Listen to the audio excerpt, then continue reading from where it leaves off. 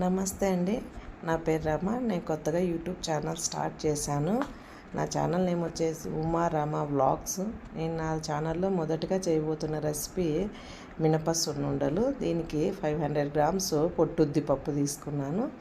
దీన్ని దోరగా వేయించుకోవాలి. సిమ్లో పెట్టి స్లోగానే వేయించాలి. దీంట్లోనే 4 స్పూన్స్ వాష్ చేయని రైస్ వేసి దోరగా వేయించాలి.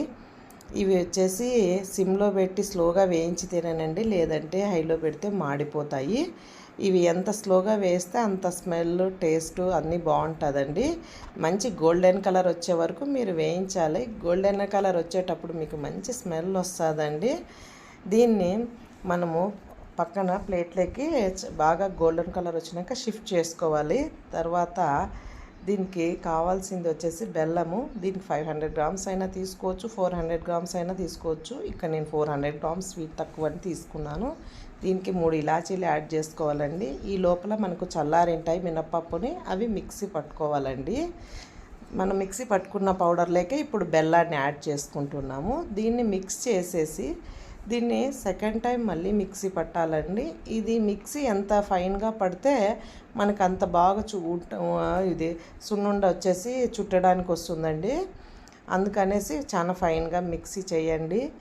ఈ మిక్సీ చేసిండేది మళ్ళీ బౌల్లోకి తీసుకొని మనం ఈవెన్గా మిక్స్ చేయాలండి. పౌడర్ని వచ్చేసి ఫస్ట్ టైం వేసిందేమో సెకండ్ టైం వేసిన దానికి ఫైన్గా ఈవెన్గా చేసేసి స్వీట్ అనేది కరెక్ట్గా తెలుస్తుంది అన్నమాట మనకి. ఇప్పుడు దీంట్లోకే మనం నెయ్యిని యాడ్ చేసుకోవాలండి. నెయ్యి అనేది గేదె నెయ్యి అయినా ఓకే, ఆవు నెయ్యి అయినా ఓకే అండి. ఇక్కడ వచ్చేసి నేను మా ఇంట్లో చేసిన నెయ్యిని యాడ్ చేస్తున్నాను. ఇది వచ్చేసి మనం అంతా నెయ్యి అంతా ఒకేసారి యాడ్ చేసేసి సున్నుండ చుట్టడానికి ట్రై చేయకూడదండి. ఇది వచ్చేసి కొంచెం కొంచెం యాడ్ చేసుకుంటూ మనము సున్నుండలు వచ్చేసి ప్రిపేర్ చేయాలండి. లేదంటే కనుక ఆరిపోయి నెయ్యి ఎక్కువ పట్టేస్తుంది మనకి దీనికి. అందుకు ఇక్కడ నేను మిక్స్ చేసుకొని కొంచెం కొంచెము సున్నుండలు చేస్తానండి. ఇది ఎవరైనా చేసుకోవచ్చండి, ఈజీ రెసిపీనే.